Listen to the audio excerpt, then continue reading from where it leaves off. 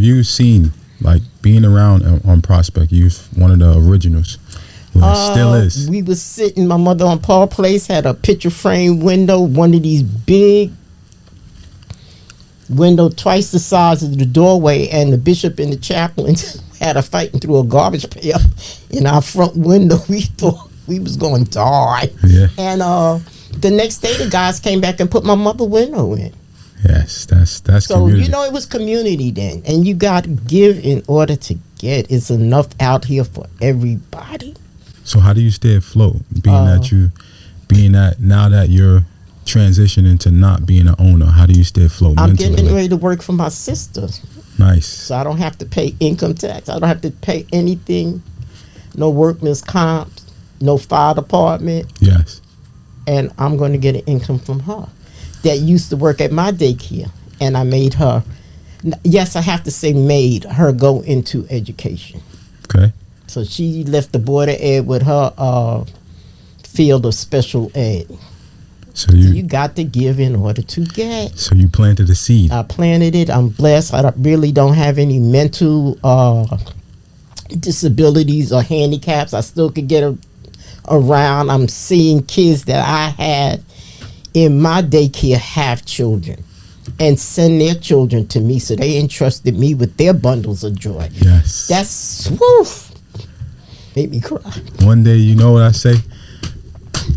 One day I told you, one day I feel like you should use that as a museum. I swear. Because it's that I still building. have the He-Man toys. Yes. That even when you go in there and it's just like, it's original. Like, Yeah. people might look at it like, oh, you still have these things, but you never let go of something that actually like played a part. And those are the simple things that count. And people don't realize when they, not to say when they run their mouth, when they communicate and they speak these things, they don't see the things that you put into it, the passion. It's not for them to see. It's not, but sometimes It's for you the want it people though. that received it and the Almighty. I don't have to prove myself to anybody. We don't. I've had people that walked past my daycare and took them to city daycare. Yeah. And then came back, did I have space? No. And then if it was a kid that I talked to unbeknown to the parent, I said, yeah, I'll get the space and let them come in. Because I love children. I didn't do such a good job on my grandkids, but I love children. Yes, but you can't say that either, because again, right, everything happens for a reason. Even that's true, it saved their lives. So. And you know, and we don't want to say the negative part. The positive part is they're alive, they're healthy. Yes. You're able to speak to them again and have a conversation, because we make mistakes. Sometimes you might put all your energy in guiding all these other kids and forget what you got in front of you. But that's just the way life works, and sometimes I say that's how the cards are played. But we're grateful, and we here, and I'm happy to be able to still speak to my siblings, my cousins, even just you. Yeah. And I remember, I got to say this because I always remember this. Go ahead. I remember the day I bit you. Yes, on my ankle. Yes. I didn't forget that either. Yes, I remember. I was young too. No, something you was doing. I didn't want to leave. My mom was leaving, and I was being cranky that day, and I was just like, I'm not having it, Miss Davis. Not today. And someone was just like, you grabbed me and was like, come on. And my mom left, and I bit you. Yes, you did. And I remember you didn't beat me. Let's clear that. I didn't. You did, but okay, we're gonna clear it up. Okay, well, it's over the statute of limitation. I can't get arrested for child abuse now. Okay. Yes. And I remember that too, because I was like, damn, I know I'm going to be in here, and I got to go home and get a beating because I bit Miss Davis. And then after that. But you thought it was my favorite. Yes. So I didn't mean to say that. That's all right. I'm always everybody's But I like the rest of your brothers and sisters too. But no, something about you. Yeah, because something about you. I always remember, like, something throughout my childhood, I try to, like, block things out, right? And I try to, like, avoid a lot of getting deep into my inner space. And I forget, not to say I forget. A lot of things in my childhood I blocked out because of trial and error, trauma. But you have to remember too. I'm going to use education as an example. You go to school, you're taught, but they don't give you the extra stuff that's not at home in the books. Forget the home. They want you to be a certain way as a teacher, a certain way as this. Those are not realistic examples because we're not talking about the people that you have,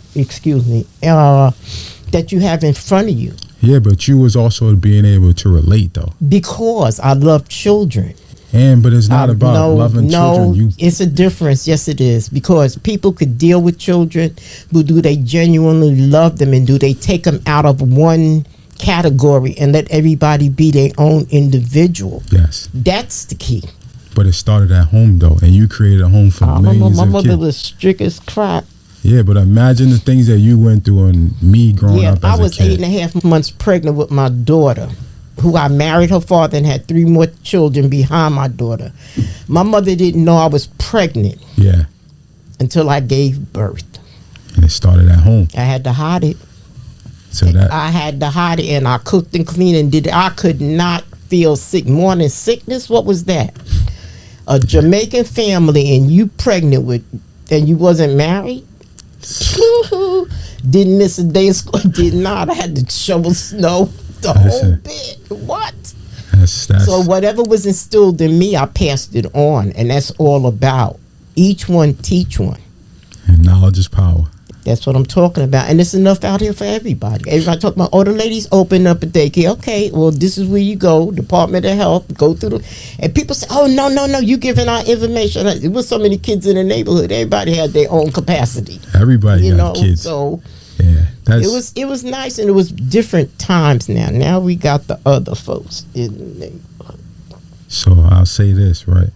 From everything that you've accomplished, are you satisfied? Excellently.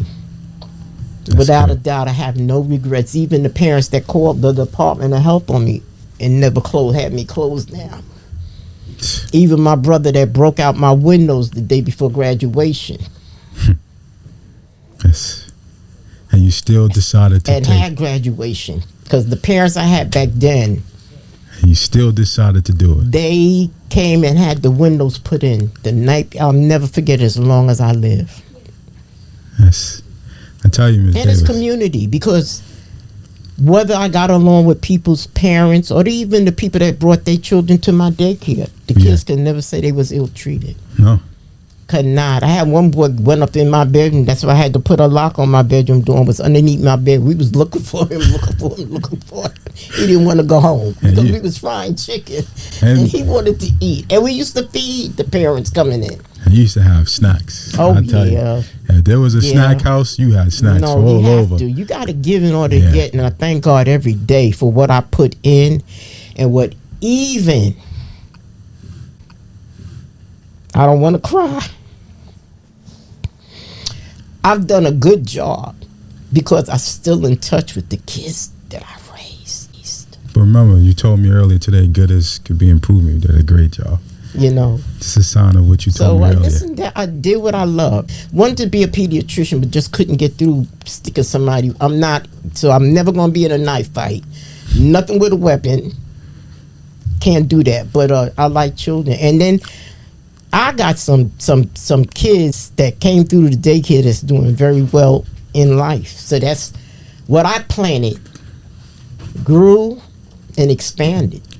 So that's my legacy. So if you had to say, right, what message can you give for advice for a younger person in your shoes of coming up? Don't give up. And it doesn't matter what the mass says, what he says.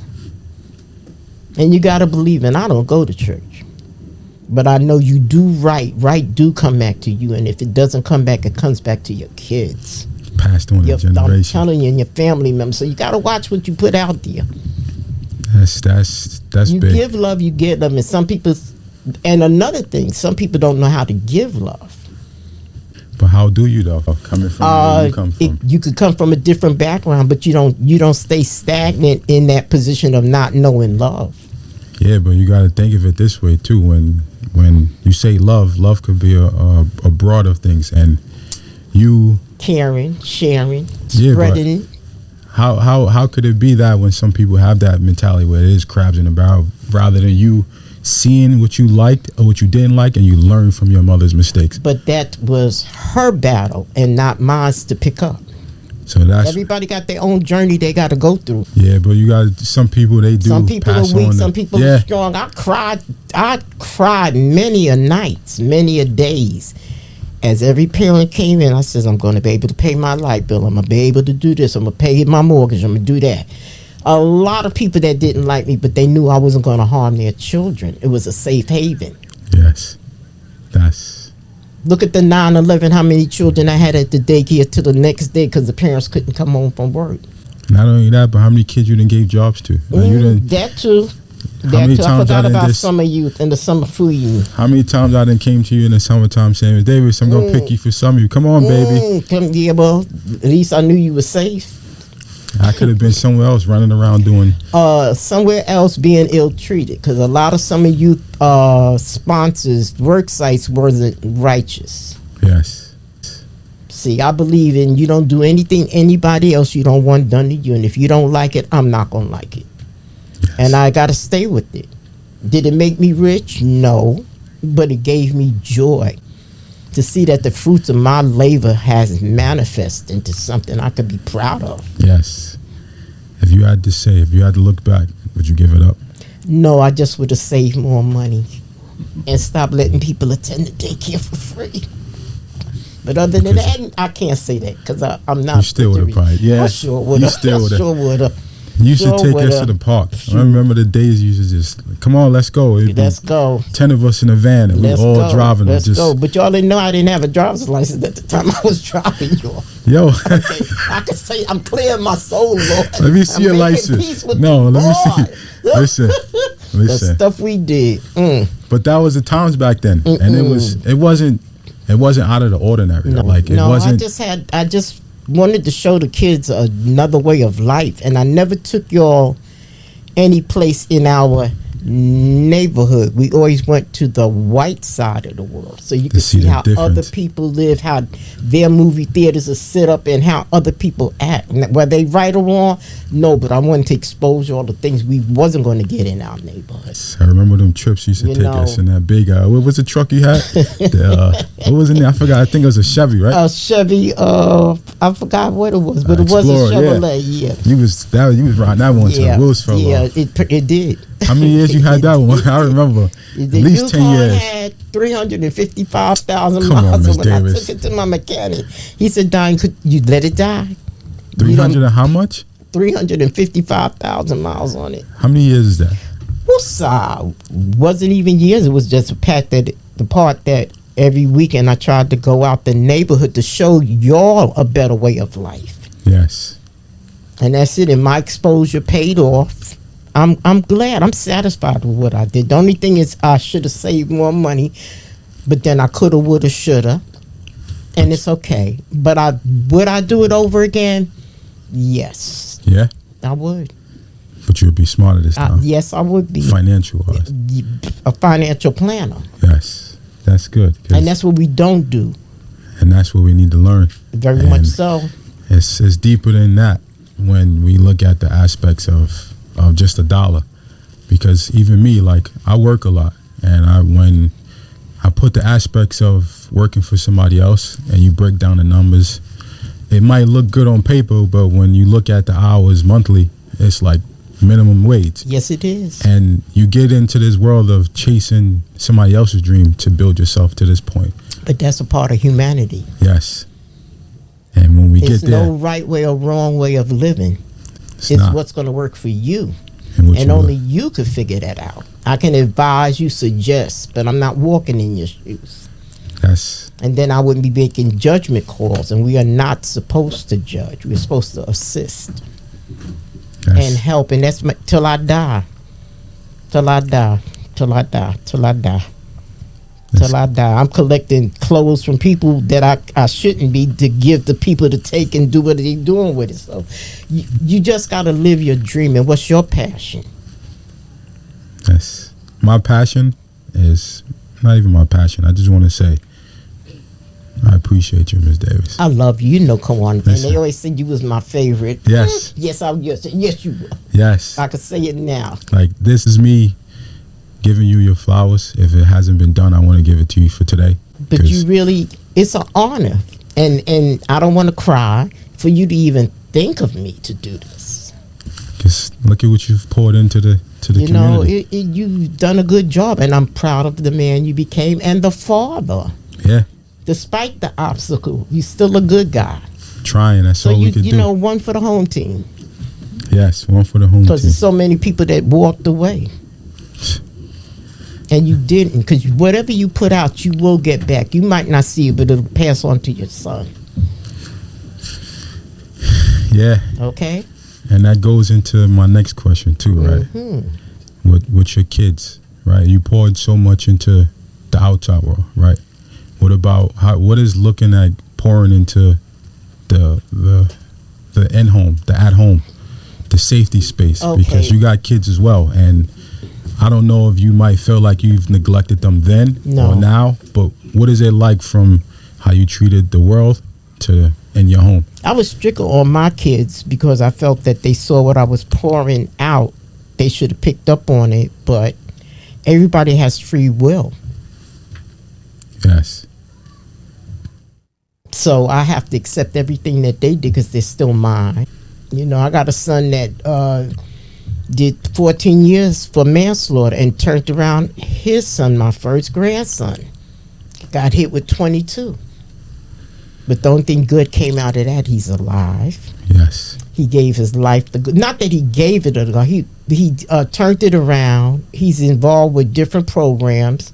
Program with Lala Anthony and this guy from Florida. Yeah. With the Fatherless No More. And they're doing documentaries all over they in London now, and hopefully he'll come out. So what's the documentary about as far as what how he took the roughest house at Rikers Island and had those boys, Muslim, whoever, Baptist, Catholic, all gave their life to God. That I don't believe nobody ever not had a religious. It's just whatever you decide to do with it. But they turned around and they became model inmates. Yeah. And now they're doing a documentary on them. Some got hit with terms. Some didn't even have family support. So my grandson would ask me to send his stuff. Come to find out, he's giving it to the other inmates. So listen, you gotta give to get. So with that being said, it opened his eyes to really what's important in life. So even through his darkness, he still sees. Oh yeah, and even through his 22 years sentence, he never said woe with me. He just wrote me a nice letter and said, "Grandma, you tried. I just didn't listen." And I walk with it. That's big. And I walk with it. And in jail and all, he's still making me proud because he's one of the I don't know what term to put. He was one of the instrumental people. Yeah. That started the program. So what does it mean to you? Like you said, you walk with it. So what does that mean to you when you say you walk with it? I've done something good, something that I've done, planted it in him. It grew. Maybe the other 100 seeds didn't flourish, but that one seed, you got to be accountable. Yes. That's number one, because you do something for every action is an equal and opposite reaction. Is it positive? If it's negative, it's the choice of the action you took. But don't walk around here saying, woe with me, I didn't do it. Hey. But do you see, like you say, right, everything is going to happen for a reason, right?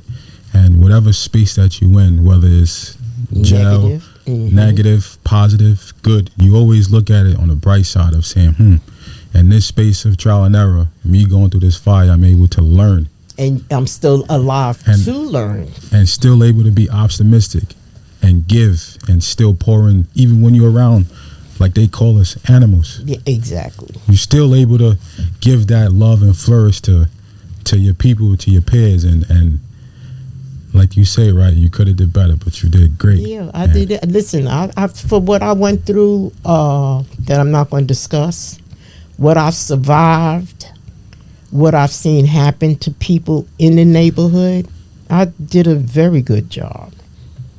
And I did get my flowers while I'm still alive. I still got people that I've had in daycare 30 years ago. Yeah. I'm still in contact with. Yeah, the last and then day. You trusted me so much that you gave me your son. Yes. Come on now. Don't get no better than that. And not only I gave you my son, but my siblings came by, and I got them too. Yeah. They grow. We've all grown. Listen, in life you got to give. And I'm gonna say it I don't say it anymore. You got to give, and you can't judge anybody. That's not our job. Either you're gonna help a person, talk about them. We all talk, but not to a point where you want to see them fail. Yes. Cannot do that, and I will not do that. And if I don't speak to you again, I'm not gonna wish anything bad on you. I want to see you. I got a job. You bought a house. How many people at your age could say they own property? Not a lot, but I hope that it's in the future. So you're going to instill something in him. Yes. Morals and values. I'm trying. You know, and then you got nieces and nephews. Yes. And they all the same age that I was, where I was learning and a sponge. And I like you say, right, when it goes back to reflecting. Mm-hmm. When I see your struggles and you still decide to choose peace, passionate, love, and even to give affectionate to kids that's not even your own blood, right? But they're human. Yes. And for me, I always looked at that as in, damn, I need to start learning how to be more open to giving people. Because there's one thing, I'm not to say I don't never gatekeep anything, but I'm a quiet person. I like to be in my own element. Like, I like my own peace. I don't really like to be too rowdy. So, like, for me, this journey that I'm on, you were a major thought. Because I remember I called you and I'm like, Miss Davis, if it's not now, I'm going to do it. And just stay ready. It's going to be around this time. Because, again, right, we don't share enough of the knowledge that's given. And that knowledge is right there. Like, sometimes, but it's free knowledge. Come on, and see, it depends on how you was grown up in the company you keep. But some people don't know how to. Everybody is like this, and they don't. It's enough out here for everybody. Yes. So how much can I grab? Yeah. How much? I can only hold but a certain amount. That's love, dislike, whatever. And still, because we're human. Yes. First and foremost. But I can't judge your journey. I didn't walk in your journey. I just heard about your journey. And that's how I live. I treat people the way I want to be treated. Yes. Sometimes they don't, my mouth go off. But it's okay, because I'm going to say what I got to say. I'm just being eloquent today. And you say how you feel. Yeah, but I'm not going to sugarcoat anything. If I don't like you, I don't wish you any harm. I just don't want you in my space.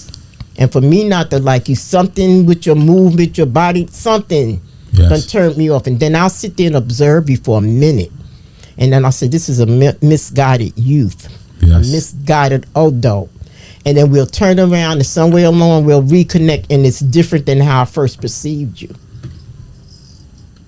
Because we all have our faults, and we're not perfect.